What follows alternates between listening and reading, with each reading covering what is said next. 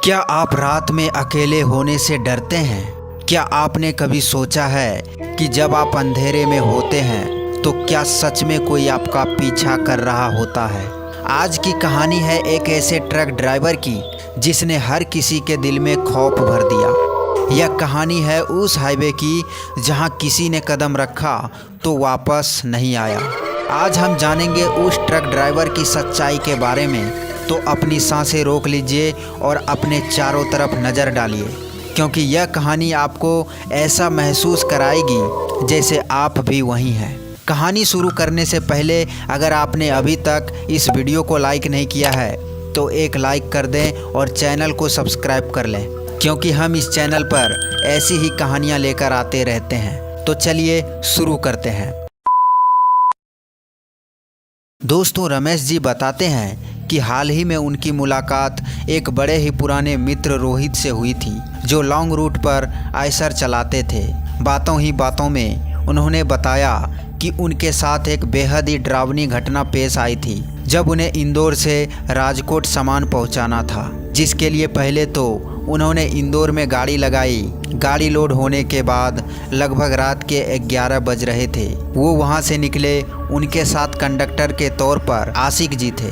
वो कंडक्टर होने के साथ साथ ड्राइव भी कर सकते थे, जिससे रोहित जी का काम थोड़ा आसान हो गया था।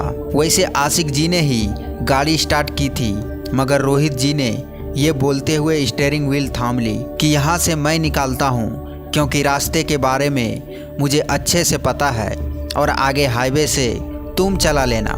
फिर जब हम हाईवे पर पहुँचे तो मैंने आशिक जी को स्टीयरिंग व्हील थमा दी और मैं आराम से बैठ गया। फिर लगभग 2 से ढाई घंटे के बाद, यानी कि यही कोई 2 बजे के आसपास, मैंने वापस गाड़ी की स्टीयरिंग व्हील थाम ली और आशिक जी अब आराम करने लगे। मुझे लगा कि आशिक जी थोड़ा आराम कर लेंगे ताकि आगे कोई दिक्कत ना हो उन्हें ड्राइव करने में, मगर वो तो बगल की सीट पर बैठकर अपने मोबाइल पर बिजी हो गए, जबकि उन्हें सो जाना चाहिए था। ऐसे ही टाइम बीतता गया और रात के 3 बज गए। तभी मैं आशिक जी की तरफ देखते हुए बोला, भाई साहब थोड़ा सो जाओ ताकि आगे ड्राइव सही से कर पाओ। मगर आशिक जी ने रोहित को मुस्कुराते हुए बोला, जब थक जाओगे तो बता देना। ये बोलकर आशिक जी वापस फ़ोन पर बिजी हो गए और रोहित जी भी ड्राइव करते रहे कि तभी अचानक ही आशिक ने अपना फ़ोन सीट के नीचे फेंकते हुए कहा, गाड़ी स्पीड से भगाओ जल्दी। इस पर रोहित ने पूछा, क्यों, क्या हुआ? इस पर आशिक बेहद घबराते हुए बोला, तुम्हें दिखाई नहीं दे रहा पीछे क्या हुआ? अभी भी रोहित ने बड़े आराम से कहा, नहीं तो क्या हुआ पीछे? इस पर आशिक रोहित पर चिल्लाते हुए बोला, अभी बताने का समय नहीं है, बस अभी गाड़ी भगाओ अगर ज़िंदा रहना है तो। ये सुनने के बाद अब रोहित भी थोड़ा घबरा गया था और घबराते हुए बोला, गाड़ी की स्पीड तेज़ करने पर गाड़ी संभालना मुश्किल हो जाएगा, क्योंकि गाड़ी तो पहले से ही हाई स्पीड पर है। मगर आशिक के बार बार कहने पर रोहित ने थोड़ी और स्पीड बढ़ा दी। अभी उन्होंने लगभग 5 किलोमीटर का सफ़र तय किया ही था कि अचानक से उनके सामने के शीशे पर एक खून से लथपथ बॉडी आकर गिरी, जिसकी वजह से पूरा शीशा खूनम खून हो गया। और इसी के साथ रोहित को ये भी एहसास हो गया कि मामला बहुत ही गंभीर है। रोहित बढ़ी हुई सांसों के साथ गाड़ी की स्पीड और बढ़ा देता है और कुछ दूर जाते ही अचानक ही गाड़ी से बहुत सारी चीज़ें टकराने लगती है। अब तक रोहित हिम्मत हार चुका था। रोहित रोते हुए आशिक से बोला, अब क्या होगा भाई? इस पर आशिक बोला, अब भी तुम सिर्फ गाड़ी चलाते रहो और कुछ मत सोचो। और फिर रोहित ने अपना पूरा ध्यान गाड़ी चलाने पर लगा दिया, साथ ही गाड़ी की स्पीड मैक्सिमम पर थे। फिर आगे जाने के बाद गाड़ी एक जगह जाकर आराम से रुक गई, मानो किसी ने गाड़ी को पीछे से खींचकर रोका हो।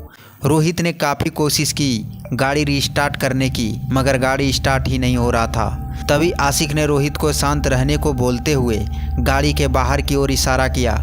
जब रोहित ने गाड़ी के बाहर देखा तो पाया कि एक बड़ा ही भयंकर सा भूत गाड़ी के चारों तरफ चक्कर लगा रहा है, वो भी बहुत स्पीड में। अब उन दोनों के पास कोई रास्ता नहीं बचा था वहाँ से निकलने का।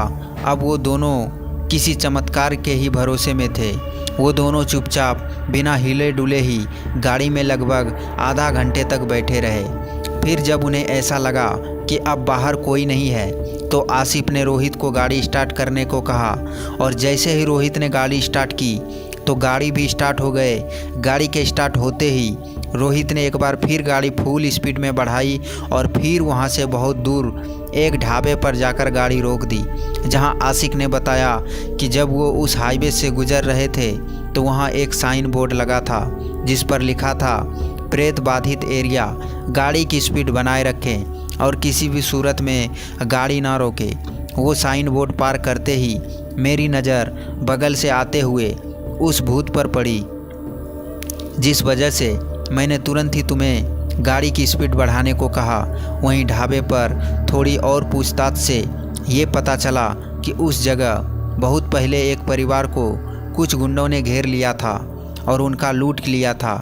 लेडीज़ के साथ गलत काम करने के बाद उन सब के बड़ी बेरहमी से हत्या कर दी।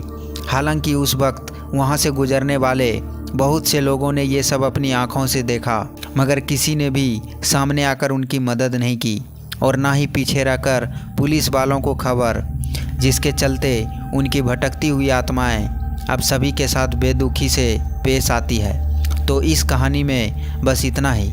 कहानी आपको पसंद आई हो तो लाइक शेयर करें और साथ ही हमें कमेंट बॉक्स में बताएं। धन्यवाद।